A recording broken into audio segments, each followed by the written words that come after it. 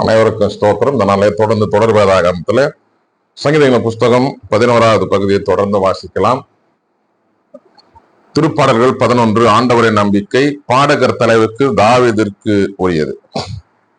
நான் ஆண்டவரிடம் அடைக்கலம் புகுந்துள்ளேன். நீங்கள் என்னிடம் பறவையை போல் மலைக்கு பறந்தோடி போ. ஏனெனில் இதோ பொல்லார் வில்லை வளைக்கின்றனர், நாணில் அம்பு தொடுக்கின்றனர், நேரிய உள்ளத்தார் மீது இருளில் அம்பு எய்ய பார்க்கின்றனர். அடித்தளங்களே தகர்க்கப்படும் பொழுது நேர்மையாளரால் என்ன செய்ய முடியும் என்று சொல்வது எப்படி? ஆண்டவர் தம் தூய கோவிலில் இருக்கின்றார். அவரது அரியணை விண்ணுலகில் இருக்கின்றது. அவர் கண்கள் உற்று நோக்குகின்றன, அவர் விழிகள் மானிடரை சோதித்து அறிகின்றன. ஆண்டவர் நேர்மையாளரை பொல்லாரையும் சோதித்து அறிகின்றார். வன்முறையில் நாட்டங்கொள்வரை அவர் வெறுக்கின்றார். அவர் பொல்லார் மீது கரிநெருப்பும் கந்தகம் சொரியும்படி செய்கின்றார். பொசுக்கும் தீக்காற்று அவர்கள் குடிக்கும் பானமாகும். ஏனெனில் நீங்கள் ஆண்டவர் நேரிய செயல்களை விரும்புகிறார். அவர் தம் திருமுகத்தை நேர்மையாளர் காண்பர். உதவிக்காக மன்றாடல். பாடகர் தலைவருக்கு 8ஆம் கட்டையில் தாவீதின் புகழ்பா. பகுதி 12. ஆண்டவரே காத்தருளும், ஏனெனில் உலகில் இறை அன்பர்கள் அற்று போயினர். மானிடருள் மெய்யடியார் மறைந்து போயினர். ஒருவர் அடுத்திருப்பாரிடம் பொய் பேசுகின்றனர். தேனொழுகும் இதழால் இருமனத்தோடு பேசுகின்றனர். தேனொழுகு பேச்சும் எல்லா உதடுகளையும் ஆண்டவரே துண்டித்து விடுவீராக. பெருமை அடித்து கொள்ளும் நாவை அறுத்து விடுவீராக. எங்கள் நாவன்மை எங்கள் வலிமை, எங்கள் பேச்சு திறனே எங்கள் பக்கத்துணை. எங்களுக்கு தலைவர் வேறு யார் என்று சொல்பவரை ஒழுத்து விடுவீராக. எளியோரின் புலம்பலையும் வறியோரின் பெருமூச்சையும் கேட்டு இப்பொழுதே எழுந்து வருகின்றேன். அவர்கள் எங்கு ஏங்குகின்றபடி அவர்களை பாதுகாப்பில் வைப்பேன் என்கின்றார் ஆண்டவர். ஆண்டவரின் வாக்குறுதிகள் களப்பற்ற வாக்குறுதிகள். மண் உலகில் தூய்மையாக்கப்பட்ட வெள்ளி போன்றவை, 7 முறை புடமிடப்பட்டவை. ஆண்டவரே, நீர் எம்மை காத்தருளும். இத்தகைய தலைமுறையிடம் இருந்து எம்மை என்றும் காப்பாற்றும். பொல்லார் எம் மருகும் உலா வருகின்றது. மானிடரிடையே பொல்லாப்பே ஓங்கி நிற்கின்றது. உதவிக்காக மன்றாடல். பாடகர் தலைவருக்கு தாவீதின் புகழ்பா. ஆண்டவரே, எத்தனை நாள் என்னை மறந்திருப்பீர்? இறுதி வரை மறந்து விடுவீரோ? இன்னும் எத்தனை நாள் உமது முகத்தை எனக்கு மறைப்பீர்? எத்தனை நாள் வேதனையுற்று எனக்குள் போராடுவேன்?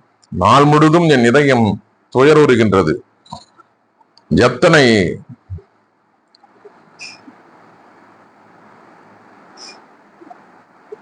எத்தனை நாள் என் எதிரி எனக்கு எதிராக மேலோங்கி நிற்பான்? என் கடவுளாகி ஆண்டவரே, என்னை கண்ணோக்கி எனக்கு பதில் அளித்தருளும். என் விழிகளுக்கு ஒளியூட்டும். அப்பொழுது நான் சாவின் உறக்கத்தில் ஆழ்ந்து விட மாட்டேன்.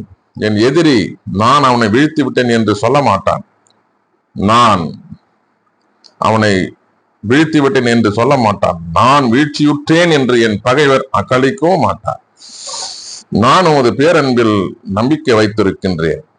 நீர் அளிக்கும் விடுதலையால் என் இதயம் களி கூறும். நான் ஆண்டவரை போற்றி பாடுவேன், ஏனெனில் அவர் எனக்கு நன்மை பல செய்துள்ளார். இறைப்பற்று இல்லார்.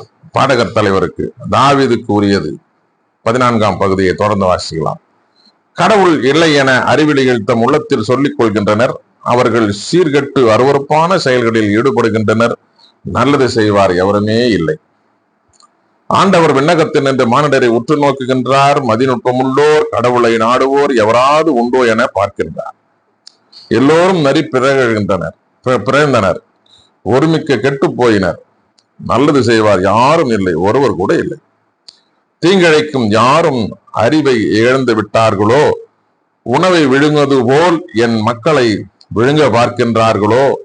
அவர்கள் ஆண்டவரை நோக்கி மன்றாடுவதும் இல்லை. அவர்கள் அஞ்சி நடுங்குவர். ஏனெனில் கடவுள் நேர்மையாளரின் வழிமரபோடு இருக்கின்றார். எளியோரின் திட்டத்தை அவர்கள் தோல்வியுற செய்கின்றார்கள். ஆனால் ஆண்டவர் எளியோருக்கு அடைக்கலமாய் இருக்கின்றார். சீயோனில் இருந்த இஸ்ரேலருக்கு மீட்பு வருவதாக. ஆண்டவர் தம் மக்களுக்கு மீண்டும் வளமான வாழ்வை அருளும் பொழுது யாக்கோபின் இனத்தார் களி கூறுவார்களாக. இஸ்ரேல் மக்கள் மகிழ்வாராக. கடவுள் மனிதரிடம் எதிர்பார்ப்பவை. தாவீதின் புகழ்பா. பகுதி 15. ஆண்டவரே, உன் கூடாரத்தில் தங்கிட தகுதி உள்ளவர் யார்? திருமலையில் குடியிருப்பவர் யார்? மாசற்றவராய் நடப்போரே இன்னோர் நேரியவற்றை செய்வர், உளமாற உண்மை பேசுவர். தம் நாவினால் புறங்குகிறார், தம் தோழருக்கும் தீங்கிடையார், தம் அடுத்தவரை படித்துரையார். நெறிதவரை நடப்போரை இழிவாக கருதுவர், ஆண்டவருக்கு அஞ்சுவரை உயர்வாக மதிப்பர். தமக்கு துன்பம் வந்தாலும் கொடுத்த வாக்குறுதியை மீறார், தம் பணத்தை வட்டிக்கு கொடார், மாசற்றவருக்கு எதிராக கையூட்டு பெறார். இவ்வாறு நடுப்போர் என்றும் நிலைத்திருப்பர். வாசிக்க தெரிந்து கொள்ளப்பட்ட திருமறை பகுதிகள் சங்கீதங்களின் புத்தகம் 11, 12, 13, 14 மற்றும் 15 வாசித்து முடிந்தாயிற்று. கடவுளுக்கு மகிமையும் மாட்சிமையும் சதா காலம் உண்டாகட்டும். பிரியமானவர்களே, தொடர்ந்து வேதாகமத்தில் இணைந்திருங்கள், ஆதரவளியுங்கள். கர்த்தர் நம்மையும் குடும்பங்களையும் பிள்ளைகளையும் எதிர்கால வாழ்வையும் ஆசீர்வதித்து காப்பாராக. ஆமென்.